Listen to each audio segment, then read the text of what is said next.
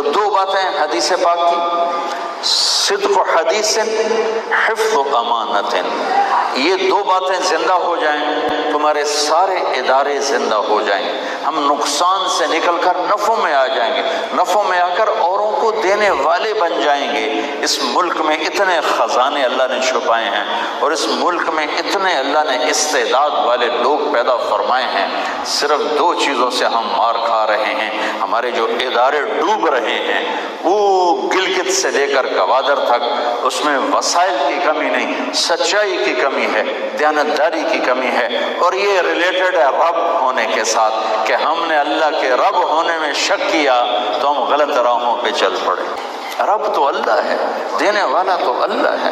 کون انڈے میں بچے کو بناتا ہے، کون پیوپا میں تتلی کو بناتا ہے، کون درختوں سے پھل کو نکالتا ہے، کون گہرے پانیوں میں مچھلیوں کو رزق پہنچاتا ہے، کون سانپ کے منہ میں زہر پیدا کرتا ہے اور اسے پھونکارنا اور ڈسنا سکھاتا ہے۔ تو دو باتیں، سچ بولنا، دیانت داری، دیانت۔ ایک تاجر تھے ابو عبید کپڑے کے، خالص ریشم 400 روپے، ناخالص ریشم 200 روپے، تھان درہم۔ بچے کو بٹھا کے باہر نکلے، واپس آئے تو ایک آدمی تھان لے کے نیچے اتر رہا ہے، ناخالص ریشم۔ بھائی کتنے کا لیا ہے؟ کہا جی 400 کا۔ کہہ رہے بھائی اتنا مہنگا لے لیا؟ کہا بھائی نہیں، مجھے اس میں 100 روپے کی بچت ہے، میرے گاؤں میں یہ 500 کا بکے گا۔ کہا تو اس پہ 300 اور بھی کما سکتا ہے۔ کہا بھائی تو کون ہے؟ کہا یہ میں دکان کا مالک ہوں، میرے ساتھ آؤ۔ واپس لائے، بیٹا یہ 400 بھول گئے تھے یا جان بوجھ کے مانگے؟ کہا ابا بھولا تو نہیں تھا، میں نے مانگے، اس نے دے دیے۔ تو اگر آج کا کوئی تاجر ہوتا کہتا واہ واہ بیٹا 200 روپے تیرا انعام ہے، تو چھری ہمیں تیز رکھی، بس شاباش، تو پیونوں میں پیچھے چھٹ گیا ہے۔ کہنے لگے بیٹا تجھے مسلمان کو دھوکہ دیتے ہوئے کوئی خیال نہیں آیا؟ اللہ ہمیں 200 میں بھی روٹی دے رہا ہے، تو کیوں تو نے کسی مسلمان کو دھوکہ دیا؟ کہ میرے بھائی یہ 200 اور واپس لے جا۔ دھوکہ انسانیت کے ماتھے کا داغ ہے، اور دیانتداری انسانیت کے سر کا سہرا ہے، سر کا تاج ہے، ماتھے کا جھومر ہے۔ تیسری بات، ان دو باتوں سے ہمارے ادارے زندہ ہو جائیں گے، ہمارے بازار زندہ ہو جائیں گے، کوئی غریب نہیں رہے گا، کوئی فاقے میں نہیں رہے گا۔ تیسرا، حسن و خلیقت، اس سے ہمارے گھر آباد ہو جائیں گے۔ میرے نبی نے فرمایا اچھے اخلاق، اچھے اخلاق، اچھے اخلاق، یہ میری فیملی لائف کو خوبصورت کر دے۔ گھر میں داخل ہوتے ہی بیوی پہ چڑھائی، بچوں پہ چڑھائی، دفتر میں داخل ہو کر ماتحتوں پہ چڑھائی۔ دیکھو جب بڑے سخت ہو جاتے ہیں، بد اخلاق ہو جاتے ہیں، تو چھوٹوں کی صلاحیتیں تباہ ہو جاتی، ابھر نہیں پاتی، اور پھر وہ منافقت پر آ جاتے ہیں، خوشامد پر آ جاتے ہیں۔ میں کہا کرتا ہوں باپ گھر میں داخل ہو اور بچے ڈر جائیں تو باپ نہیں گیا، تھانے دار گیا، بیوی ڈر جائے تو خامد نہیں گیا، تھانے دار گیا، کلاس کے لڑکے ڈر جائیں تو استاد نہیں ہے، تھانے دار ہے۔ میرے نبی کا حسن و خلیقہ یہ تمہاری گھر کی زندگی کو باغ و بہار بنا دے گا۔ ہائے ہائے ہائے، میرے اللہ نے کہا پہلی کتابوں میں یرید ان یبعث امیا من الامیین لا یقول الخنا، پہلی کتابوں میں میرے نبی کا جو تذکرہ ہے اس کی ایک لائن پڑھ کے سنایا ہے کہ ایک ایسا نبی بھیجوں گا جو زندگی میں کبھی کبھی کبھی بھول کے بھی ایسا بول نہیں بولے گا جس سے کسی کا دل ٹوٹے۔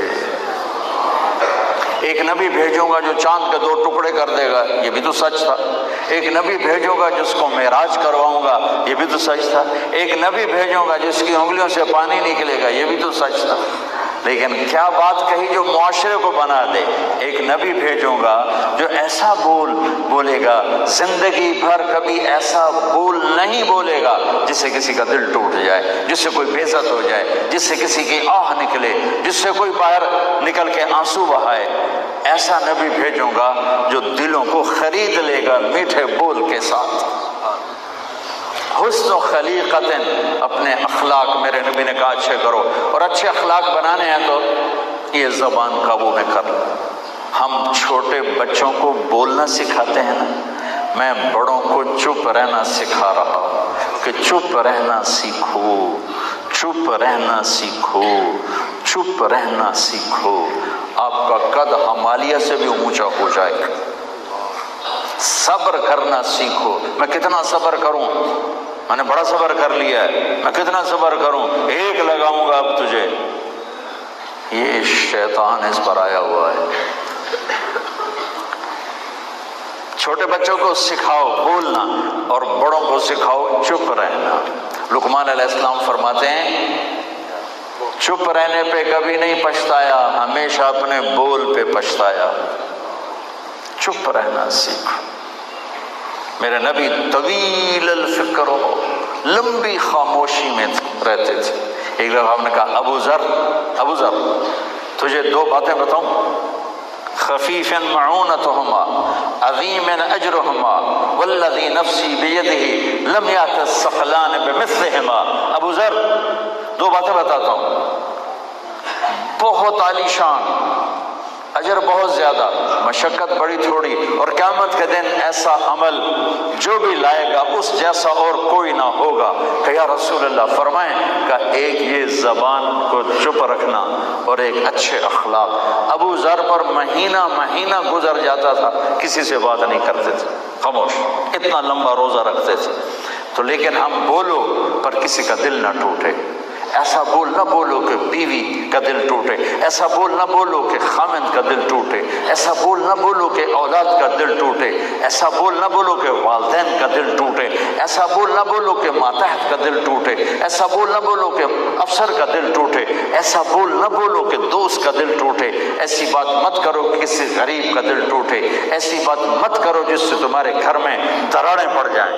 سب سے زیادہ گھروں کی معاشرت کو تباہ کرنے والی چیز یہ مجھے دیکھو،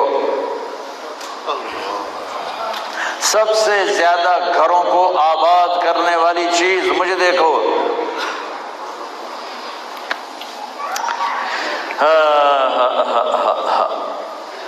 حسن و خلیقت. میرے نبی نے فرمایا اخلاق اچھے کرو، اس سے گھر آباد ہو جائیں گے، اس سے گھروں کو رونق ملے گی، والدین تمہارا انتظار کریں. آپ نے کہا ہے میری ماں زندہ ہوتی، سن رہے ہو، میری ماں زندہ ہوتی تو تمہیں پتہ میں کیا کرتا؟ کہا جی کیا؟ کہ میں عشاء کی نماز کے مصلی پہ کھڑا ہوتا اور سورۃ فاتحہ پڑھ رہا ہوتا اور ادھر گھر سے میری آواز آتی بیٹا محمد، تو میں نماز توڑ دیتا. میں کہتا اماں جی حاضر آ رہا ہوں.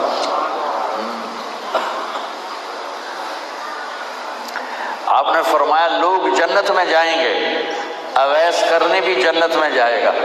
جب دروازے کے قریب جائے گا تو اللہ کہے گا باقی چلے جاؤ، اس کو روک لو. وہ ڈر جائیں گے کہ سارے تو اندر تھے، میں آ کے باہر، کہے یا اللہ مجھے کیوں روکا ہے؟ تو اللہ فرمائیں گے، اب پیچھے دیکھو، وہ پیچھے دیکھیں گے تو جہنمی کھڑے ہوں. تو اللہ فرمائیں گے تو نے جو ماں کی خدمت کر کے مجھے خوش کیا ہے نا، اب تو انگلی پھیرتا جا اور تیری طفیل سب کو جنت میں ڈالتا جا. کس وجہ سے؟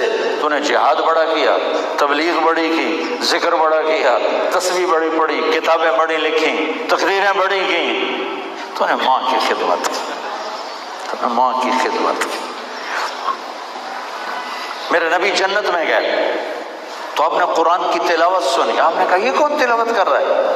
کہا جی حارثہ بن نعمان. آپ نے کہا حارثہ زندہ بیٹھا ہے مدینے، یہاں آواز کیسے آ رہی؟ دیکھو نا تھوڑے سے لوگ ہیں، مائک چل رہا ہے باہر، ماشاءاللہ کافی مجمع ہے لیکن پھر بھی تھوڑا ہے. 7 آسمان کو آواز چیر کے جنت میں کیسے جا رہی ہے؟ آواز تو ٹریول نہیں کرتی جب ہوا ختم ہو جاتی ہے، 500 کلومیٹر کے بعد ہوا کوئی نہیں ہے، تو آپ جتنا مرضی بولو آواز ٹریول نہیں کرتی۔ وہ کون سی ایسی ٹیکنالوجی ہے کہ مدینے سے حارثہ کی آواز جنت میں جا رہی اور میرا نبی سن رہا ہے؟ تو جنت کے فرشتوں نے کہا جی ماں کی خدمت ایسی کی ہے، جب قرآن پڑھتے ہیں اللہ کہتے ہیں ساری جنت کو سنو، ساری جنت کو سنو۔ اخلاق، حسن و خلیقت،